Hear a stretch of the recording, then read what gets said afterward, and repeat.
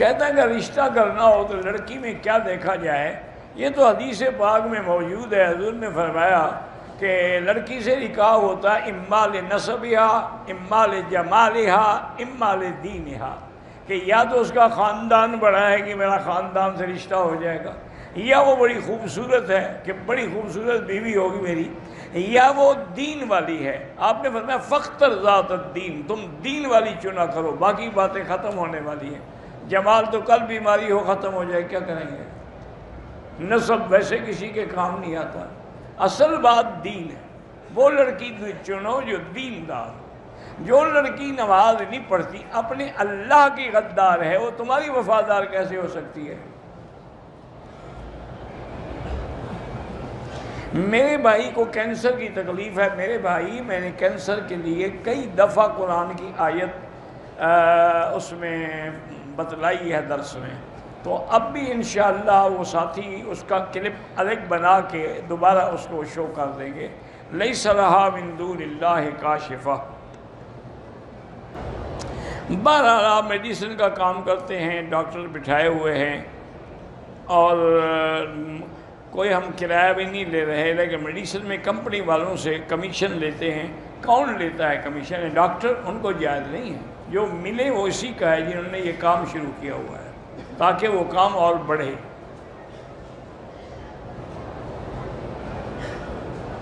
Doctor Ilyas صاحب نے آپ کی ہمشیرہ کے لیے تعزیت کی ہے، اللہ ان کو جزائے خیر عطا فرمائے، اور اللہ شیخ صاحب، یہ بندے کا مرد ہو اور اپنا نصیب ہوتا ہے۔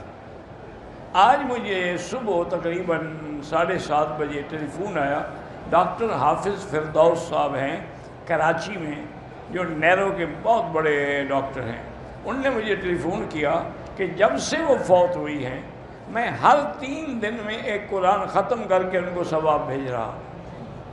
اب اللہ، حالانکہ کیا تعلق ہو سکتا ہے؟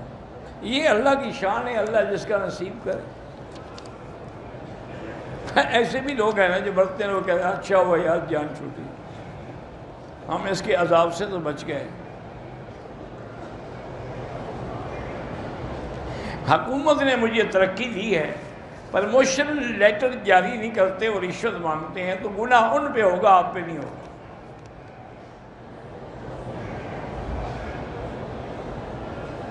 داراب یا دعوت نام رکھ سکتے ہیں، رکھ سکتے ہیں۔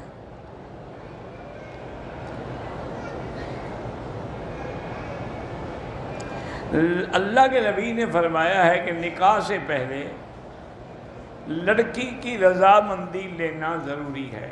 اب یہ دیکھیں دونوں پابندی ہیں، بات کو سمجھو۔ جیسے لڑکی بغیر ولی کے نکاح نہیں کر سکتی، ولی بھی بغیر اس کی رضامندی کے نہیں کر سکتی، لہذا دونوں کو متفق ہونا پڑے گا۔ میرے سارے رشتہ دار آپس میں لڑتے رہتے ہیں، آپ دعا کیا کریں اور کچھ بھی نہ کریں۔ اللہ کا قرب اللہ کی رضا عبادت میں حاصل ہوتا ہے، اسی لیے حدیث میں ہے کہ سجدے میں دعا کیا کرو، کیونکہ بندہ اللہ کے سب سے زیادہ قریب اس وقت ہوتا ہے جب سجدے میں ہوتا ہے، کہ بھی میری ذلت کی انتہا ہو گئی کہ میں نے پیشانی مٹی پہ ڈال دی، تو اللہ کی بلندی کی انتہا ہو گئی، اس لیے اس وقت دعا منظور ہوتی ہے۔ اگر کوئی آدمی موجود نہیں ہے لیکن اس کی صفات بیان کی جائیں، جی وہ ایسا ہے ایسا، تو نظر لگ جائے گی۔ نظر تو ہر وقت لگ سکتی ہے، لیکن نظر معنی یہی ہے کہ دیکھنے سے لگتی ہے، جب آدمی دیکھ کے کسی پر ایسی بات کرے، عدم موجودگی میں نہیں لگتی انشاءاللہ۔ میں دہی اور دودھ کی دکان چلاتا ہوں، اس میں جو ملائی ہوتی ہے وہ نکال سکتا ہوں؟ اگر نکالنے پہ خریدنے والوں کو بتائیں کہ اس میں ملائی نکلی ہوئی ہے۔ اگر شوہر بیوی کے میکے میں چوری کرتے پکڑا گیا، بجائے معافی مانگنے کے بیوی کو مورد الزام ٹھہرایا، اس کے ساتھ بیوی پر بہتان بھی باندھا، تو عورت کیا کرے؟ عورت خلو کر سکتی ہے بس، اور کیا کرے؟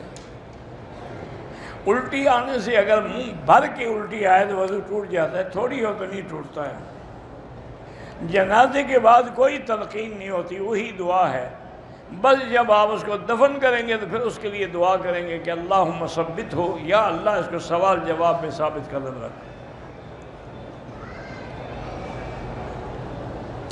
درود ابراہیمی بھی اللہ کا ذکر، بالکل اللہ کا ذکر ہے، اور کیا ہے، اس سے بڑا ذکر اور کون سا ہو سکتا ہے؟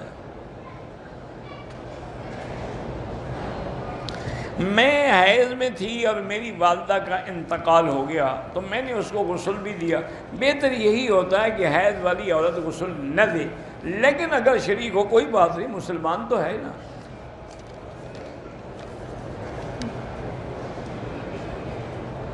والدین کی بد دعا سے یا کسی کی بد دعا سے موت کی نہیں، موت کا وقت مقرر ہے، نہ آگے ہوتا ہے نہ پیچھے ہوتا ہے۔ وہ ہمارے ایک مولوی صاحب تو کہتے تھے کہ اگر بچوں کی بد دعا لگتی نا، ایک استاد بھی زندہ نہ ہوتا۔ یہ روز دعا مانگتے اللہ کرے مرے چھٹی ہو ہمیں جان چھٹے، تو ایسی دعاؤں نہیں کام آتی، وقت اور نہ دعا مانگنے سے عمر بڑھ جاتی ہے۔ ایک دفعہ بی بی عائشہ صدیقہ رضی اللہ عنہ نے سرکار دو جہاں کو محبت میں فرمایا کہ اطال اللہ عمرک یا رسول اللہ، اللہ آپ کی عمر دراز کرے۔ آپ نے فرمایا ضیعت وقت کی آئے، تم نے وقت ضائع کیا ہے، عمر دراز نہیں ہوتی۔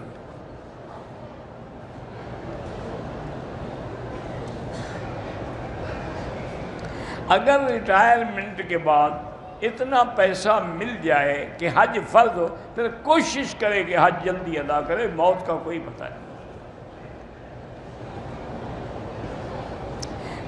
زید نے گورنمنٹ اسکیم حج کے لیے فارم جمع کرایا، نام نہیں نکلا، حج فرض تھا۔ اس سال زید پھر حج کا خواہاں ہے، لیکن امسال گورنمنٹ حج اسکیم میں بہت بڑی پیسے بڑھا دیے گئے ہیں جو اب وہ پیسے ادا نہیں کر سکتا، پر اس کا مقدر ہے۔ اب اگر اس کے پاس استطاعت نہیں ہے، وہ حج نہیں کر سکتا، بس نہیں کرے۔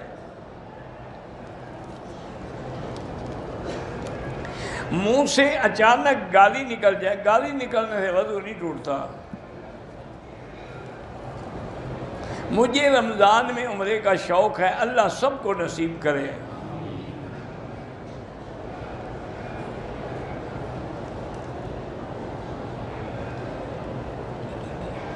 میری سالی کے خامد نے طلاق کے پیپر پر جو سائن کر دیے ہیں، لیکن ایک مولوی کہتا ہے کہ طلاق نہیں، تو طلاق کیسے ہوتی ہے؟ مولوی صاحب سے یہ تو پوچھنا تھا نا کہ جب طلاق کا کاغذ بنے ہوئے ہیں، وہ دستخط کر رہا ہے، اور طلاق کیسے ہوتی ہے؟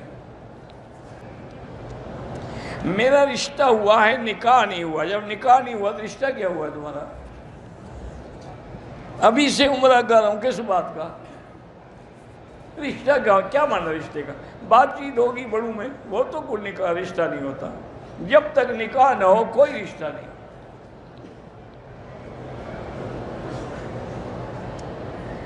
میری والدہ محترمہ کے سر میں درد ہے، ڈاکٹروں نے چیک کیا تو رپورٹ بھی کلیئر ہے، تو ہر نماز کے بعد ایک گلاس پانی پہ 7 دفعہ فاتحہ پڑھ کے دم کر کے اسے پلایا کریں۔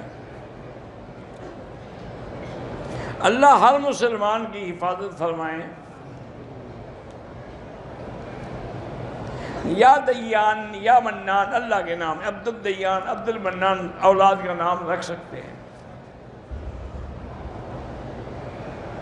اگر آپ نے عمرہ کر کے ثواب کسی کو بخشا ہے، آپ کو بھی پورا ملے گا، آپ کے ثواب میں بھی کمی نہیں ہوگی۔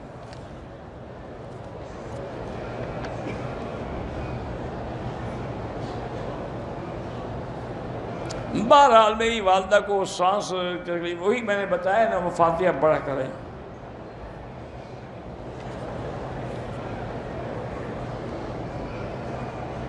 کسی مولوی سے پوچھا تھا تو انہوں نے کہا آپ کی والدہ کو اوپر کی ہوا ہے، پتہ نہیں اوپر کی کیسی ہوتی ہے اور نیچے کی کہاں لگے گی۔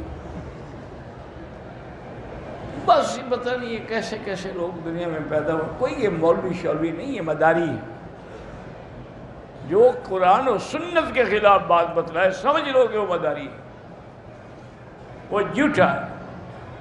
کیا ہوا؟ ہوا جب چلتی ہے سب کو لگتی ہے، نہیں چلتی تو کسی کو نہیں لگتی۔ خاص ہوا تیری والدہ کے لیے اوپر سے چلتی ہے۔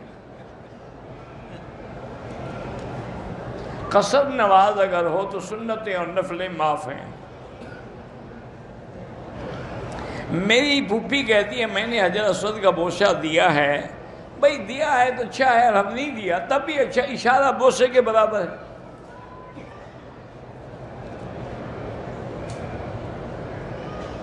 ہمارے محلے میں ایک امام ہے جو 4 وقت نماز پڑھاتے ہیں لیکن فجر کی نہیں پڑھاتے. فجر کو اٹھتا ہی نہیں ہوگا نا، ایسے کوئی امام نہ بناؤ. جو نمازیں زندگی میں قضا ہوئیں سب سے پہلے تو توبہ کرو کہ اللہ ہمارے وہ گناہ معاف کر دے، چونکہ حقوق اللہ ہیں، اللہ چاہیں تو توبہ سے بھی معاف کر دے. اور اس کے بعد جتنا ہمت ہو نفل وغیرہ چھوڑ دو، وہی قضا پڑھتے رہو.